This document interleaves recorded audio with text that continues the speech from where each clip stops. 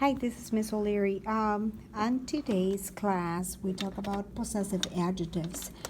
Possessive adjectives will show ownership between people.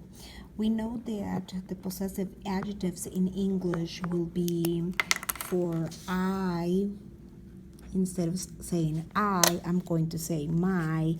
Instead of saying you, I'm going to say yours. Because he's showing possession, instead of saying he, I'm going to say his.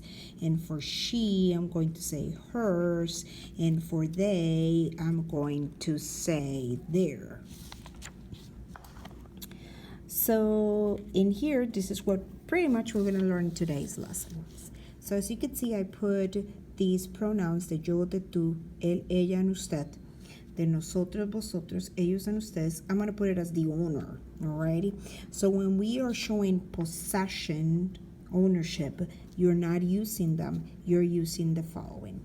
So for yo, you're going to use me or mis. When do I use me? When the word in Spanish is it's masculine or feminine and it's not plural.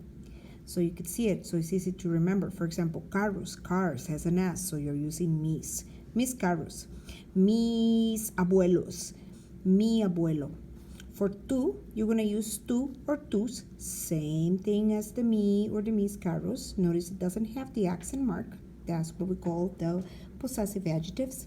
For él, ella, and usted, I'm going to use the su and the sus. Once again, the me and the mis will then act as my, right? The tú and the tus will then act as yours. Then the su and the sus will then be acting as his or hers. Then we move to the plural ones. We have nosotros. For nosotros, we're going to say nuestro, or I'm going to say nuestros, depending if it is singular or plural. Or I'm going to say nuestra or nuestras if it is plural. I will say nuestras. If it is not plural, that means without the S, I will say nuestra casa. For vuestro, for vosotros, I'm going to say vuestro o vuestros o vuestras o vuestras. And for ellos and ustedes, I'm going to say the su or the sus. For the ellos and ustedes, the su and sus will then be there, okay? We don't have vosotros in English, right? Remember, this vosotros means you all, but only in Spain. We do have a nosotros. Remember, nosotros means we. So the nuestro, the nuestros, the nuestra, the nuestras will act as ours or our in that specific case. Here's an example. Martín vive, live with abuelos. I know this is the owner of what? Of the abuelos. If abuelos ends with an OS, and if I know that Martín is an L, then I look at my box.